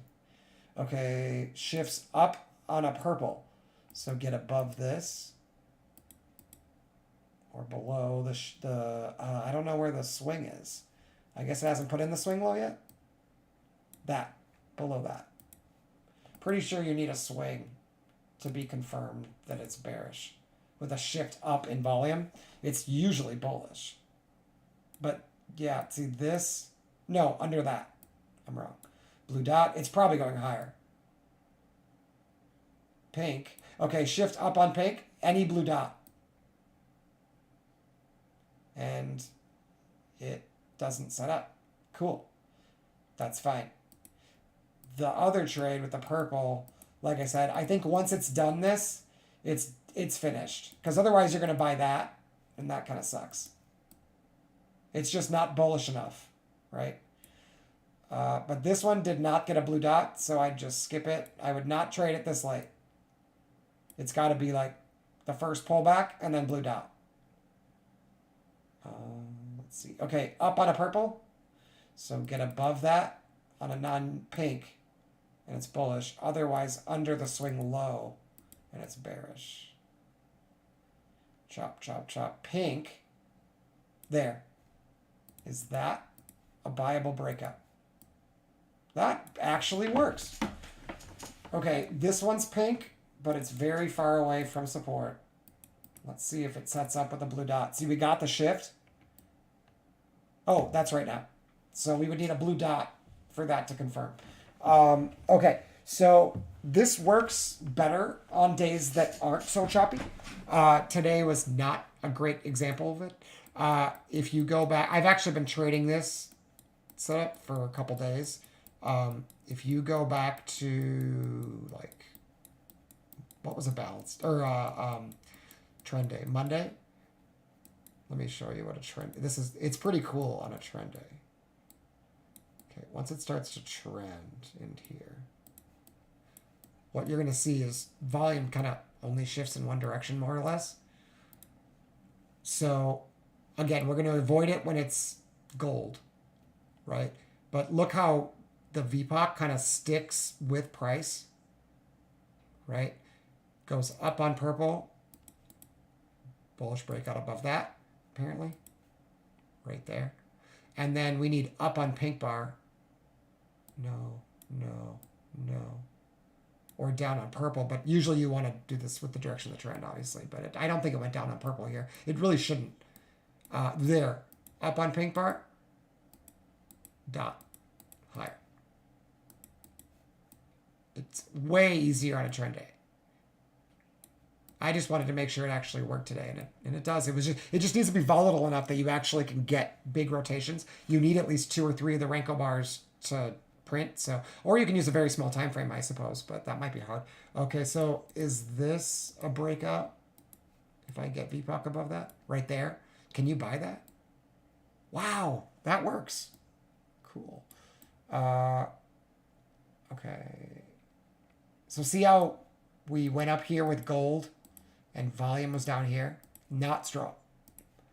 Shift down on purple, yellow dot, sell. That one failed. Oh, it's very, look, 1, 2, 3. It's late. I forgot. You really want to be the first or the second one, not the third one.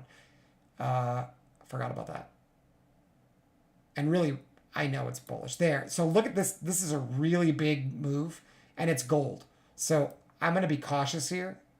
Yeah, and that one gets destroyed. Well, you'd have to wait for the next blue dot anyway. It didn't trigger, but I almost want to sell that breakdown when they're that far away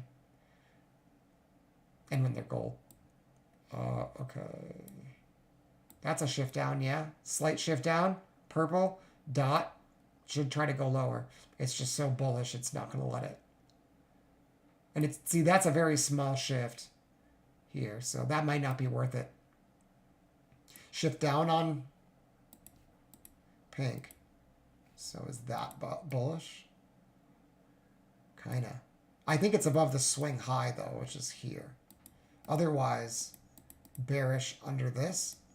See, this is a shift up. So the next blue dot is a buy.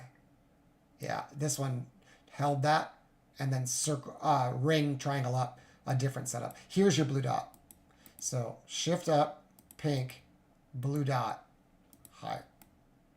If it's bullish, you can be a little bit more, you can be more patient if you want and get better entries. Shift up on a pink. See, this needs to be lower. But technically blue dot. Yeah, I'm not surprised that fails because we didn't come back at all.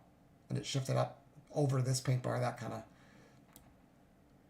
That creates problems. Okay, so up on pink, shift, pull down, blue dot, higher. Right? Shift up on pink. Oh, but it's gold. So probably not going to take that. Okay, so sometimes it's going to work anyway. Shift up on pink, blue dot, higher. Very easy on a trend day.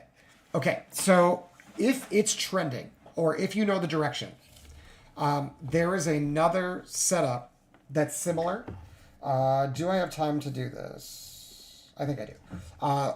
Let me take a quick break and I will come right back and show you a very similar setup for what to do. And I think it would work today as well, but we'll take it to today and see if it worked.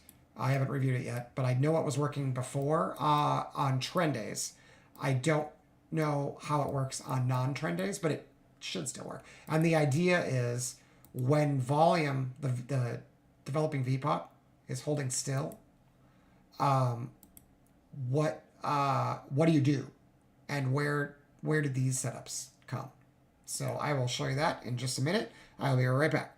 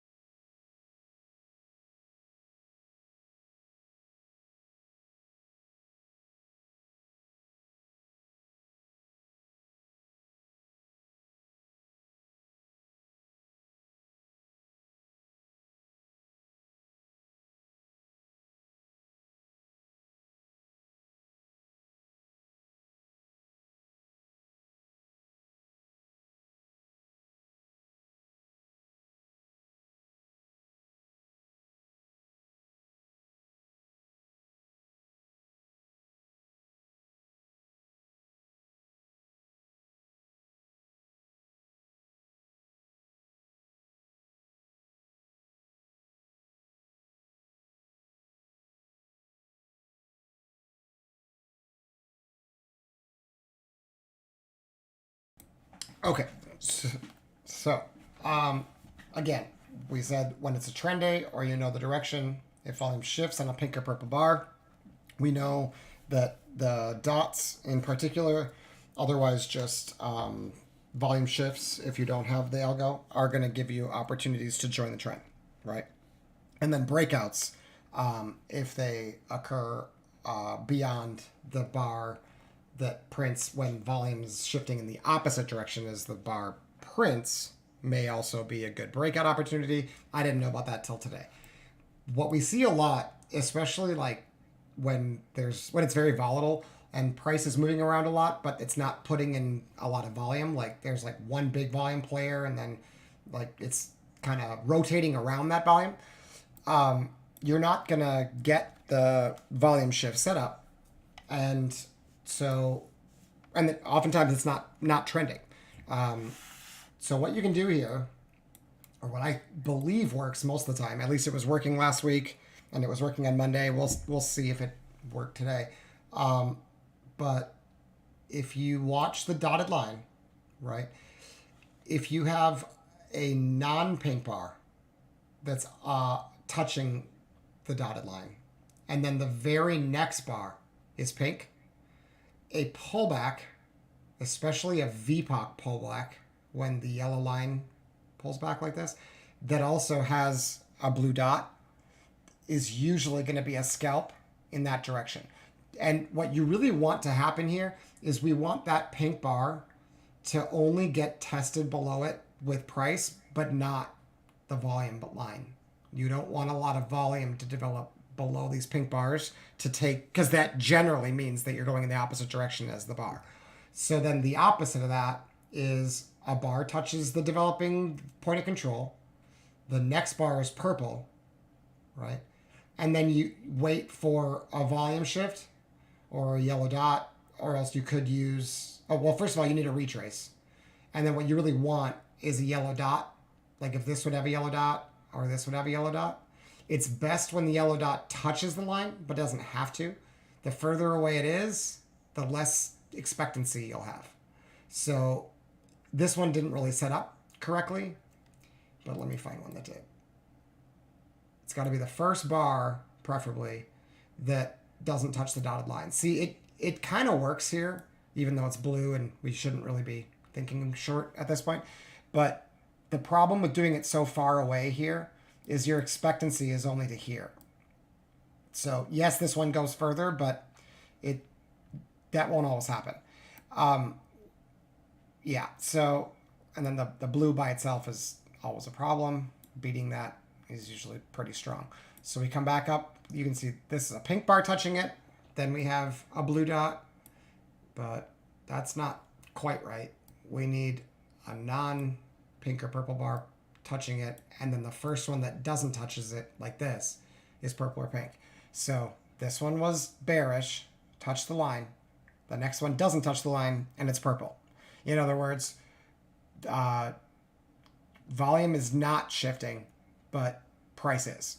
And it's doing it due to illiquidity or orders getting pulled from the order book, right? So once that occurs, pullbacks that are defended can be joined. So we want yellow dots on a pullback, preferably like that. That's usually pretty good. Again, we're just looking for 10 points, not some huge roll down. It's just a scalp. Okay, touch the yellow, touch the dotted line, and then pink, right? So now we want a blue dot. I know this one's got a blue dot too. It's dangerous in general to buy pink bars with blue dots and purple bars with yellow dots. If they get beat, it's actually potentially a good trade. But yeah, you have to get under it, this pink bar, with volume. But when it pulls back like this, that's usually a buy. See that? So it touched the dotted line, got away from the dotted line, pulled back, which is natural. And it's not a trade entry until they defend the dotted line like that. Preferably with some aggressive signals. Right? Okay, gotta wait till we get back to the dotted line for this setup. If the previous bar was purple that touched the line, and the next one is purple that doesn't touch the line, it's dangerous to enter short. But technically, it's this. It's just, you better be right about the direction, because this is sometimes exhaustion. So if you've got a target and you know the direction's right, maybe it's a trend day, it still works. It worked yesterday. But I noticed when Friday that didn't work. Now here you've got all the blue, so you got to be careful shorting in general unless you get it on a pullback. And we want to wait for this dotted line to shift before we consider a short. Otherwise, we should be mean reversion trading. Okay, there's the shift. Up bar, down bar. So this pink bar touched it. So this dot is not so great. Might work, but not consistently. Okay, purple, touch the line. Yeah, that was not as good. Still might work. Yeah, see, it's not that it won't work. It's just not going to always work. Okay, this won't always work either. It won't work maybe often enough to take every single one. At least not that I can tell. Although here, pink bar touches the line. Next bar has a dot and it goes up. Purple bar touches the line. Next bar has a dot, it goes down. Maybe. But that's not the pattern I've seen. Okay, dotted line. Purple bar not touching the dotted line. Previous one did. Next yellow dot on a pullback should be a sell. No dot. That's too bad. Just doesn't set up. Ring triangle up at support, almost certainly a long. That's a really, really, really consistent setup. Like 70+% of the time that works. I've had days where I trade horribly all day and then I see that setup and I just take it with 2 times the regular amount with these evals. And I'm like, look, if it's wrong, I'm just going to blow it up. That's where to do that, right? If you want the YOLO trade, it's ring triangle up at support. It's super powerful. But also here we have non-pink or purple touching the dotted line. Next bar is pink. If we would have had a pullback and a blue dot, preferably that's not gold, it would have been a long. Doing it way up here does not make sense. It's got to be a pullback that holds that level. That's how this works. Now if it comes back here, see dotted line, touch the dotted line. Next one didn't, and it's purple. So now yellow dots are probably sells right there. That's probably a sell. Again, our target is here. So it might not be very good risk reward, but we shifted down on a purple bar. Down on a purple. So next yellow should be a short, and you might as well just get out of the short and wait for that. Because if it doesn't come, it's bullish. Like that's bullish. It should have been a yellow dot here. Instead, you got a blue one. And look at this low. We talked about this before, that it looked bearish and they just can't get it going. And then volume can't get as low as it was. This is clearly bullish to me. Okay, this one's touching the dotted line. Next one's pink. Usually, if you pull back and get a blue dot, it'd be a long. And here, you get a yellow dot instead. So all of a sudden, and I was thinking about this when we were reviewing, it's that's not that bullish, right? So, and that works. So again, just being flexible with which direction you think it's going and just letting the price action tell you what to do is the way to go. So this one is 2 away, and that makes this too far away. And now we're far away from the dot. We need it. So if you take this, you think it's very bearish. And I don't have any reason to think that. We pull back on a pink. We need to get over it.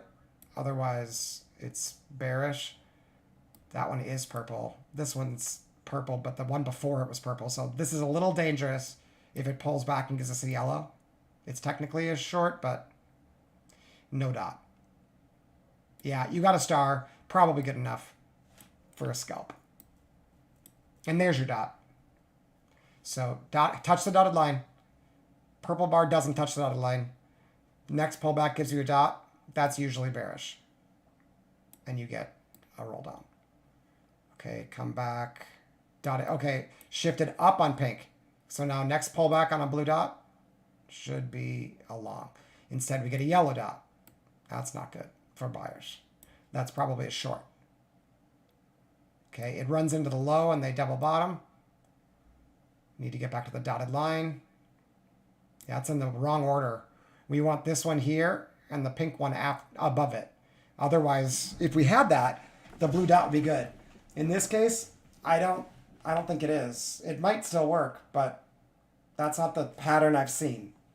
I don't know. Maybe it does work that way. Pink bar shifts up. Blue dot, that should be a long. Pink bar shifts up. Next blue dot should be a long. No blue dot. That's a concern. Okay, this one touched the dotted line. This one did not, and it's purple. Next yellow dot is a short. Right there. Okay, that one stops. That straight up stops. Some of these are going to stop, right? They're not all going to work.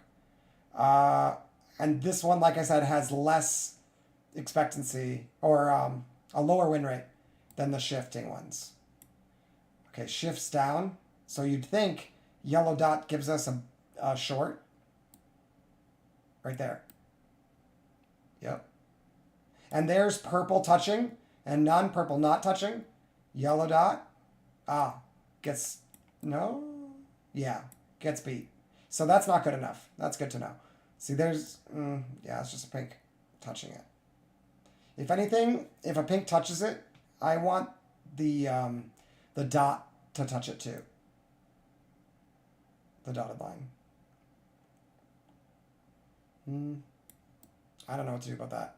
Like, it's probably going to work, right? Like, the blue dot is in the right spot, but I don't have a signal here, so it's just a squeeze. It probably does work, though. I mean, honestly, if you're crossing this dotted line and you get any pullback that's blue and you have a reason to think it's bullish, like, those blue dots do work a lot. But maybe only the first two. I would not take that one. See that? I don't filter them out because they're actually really good traps. Like, that often is what the high looks like. Okay, we need the dotted line to shift. There we go. Shift it up on a purple. If it goes above that, it's bullish. Nope, below. Okay, this one's purple. Touches the line. This one's below the line, it's purple. That's a little dangerous, but that's technically a short. Yeah, see, it doesn't always work when the one touching was purple. I've seen that before. This one touched. This one's purple. The next dot, that's yellow. That should be a short. And that does work. But that's all I need. Ring, triangle up, at support, always long. Doesn't touch, or touches the line. Pink doesn't touch the line. We really wanted a pullback here. So this one's better because you got a pullback. But that's technically a long. That's a nice pullback. That's where you want it. I wish this was pink. That would be perfect. Interesting. I wonder if diamond, not pink, blue dot. That actually makes sense. Let me just see.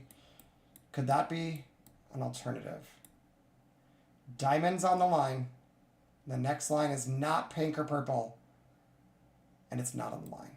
So the diamond needs to be on the line, first of all. Let me just see if that ever shows up. Sorry, I've done plenty of examples of this now. Okay, so we'd have to go lower. Just a thought. Let me go this way. Because that actually makes sense. That one doesn't quite reach it. That's interesting. This one was on the line. And the purple's on the line. But they're diamond purple. And the dot works. That might be for a different reason. Dots on the line. Or no, diamonds on the dotted line. So like this. That's the setup I'm looking for. See, ring, triangle down at resistance, goes lower. Almost always. Okay, this pink touches the line. This one doesn't. Pull back, blue dot, go higher. This one touches the line. This one doesn't. Blue dot, go higher. No diamonds. This one touches the line. Purple. Next yellow dot would take us lower, but we don't get it. Instead, we get ring, triangle down, at support. That's usually a sell. That one stops. At least 20% of them do stop. 15, let's say. Okay, diamond, pink bar.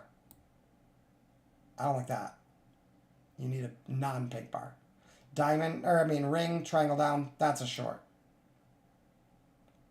And then first one to touch the line, next one's purple, doesn't touch the line. A pullback that's a dot like that is usually, this one is dangerous because it's purple, but this is good for a short. Yep. Diamond, yeah, can't get above it, it's probably bearish. Touches not purple. We're not looking for dots. Ring gets beat. That's usually bearish.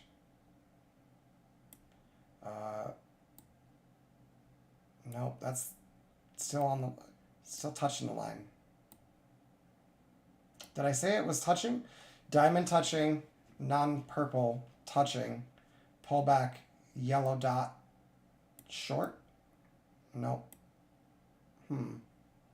It might have to, I don't know if this one can touch or not. Diamond, purple, that's usually a problem. Okay, touches, pink, pullback, dot, probably bullish. This one too, it's pink, but touches, pink, pullback. See, this is what happens when it's pink. This one needs to be retraced too. So this one is tricky. This too, so this is pink, and this is pink, and doesn't touch the dotted line. So you have to be careful until this gets pulled, retested, before, like that dot might not work. See that? Touches the line, doesn't touch the line. I don't want to take that one, but if we get a pullback in the yellow dot, like that, I can probably short it. Yep. It's either got to be a big wick, or like bull bar, bear bar, something like that. Okay, doesn't touch, pink, or I mean touches, pink, pullback, dot, go higher. Even though it's a diamond, that's cool. Diamond, pink, right? Or touches the dotted line, doesn't touch the dotted line, pulls back through the pink, dot, goes higher. Like that works, maybe a lot. It's sure does set up a lot.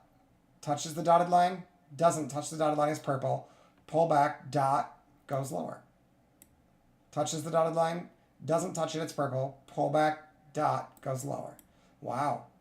Touches the dotted line, doesn't touch, it's purple. Do we get a yellow dot? We don't. Nothing to do. It's probably bullish. Pink touches. There. Touch, doesn't touch pink. No dot. Dot. Is that too late? Yeah, it feels too late. See how this doesn't, I don't want the pullback to be on a bar without the dot. That seems to create problems. I've noticed that before. Touches dotted line, doesn't, and it's purple. Yellow dot is a short. Doesn't come. And it's not a short. Dotted line, pink bar, pullback. See, that's very high, but technically a blue dot. Yeah, that's a better pullback look. Oh, but gold, so don't do it. Touches the line, doesn't touch the line. Pink, we would want a blue here, and we don't get it. No short. That's too bad, as far as I can see. Interesting. Other than this, yeah, I'm not sure. Oh, shifted up on pink.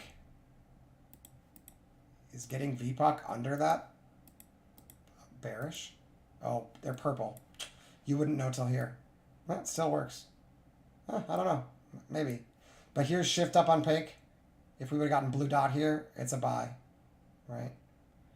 I don't see another one of those. Those don't show up as much.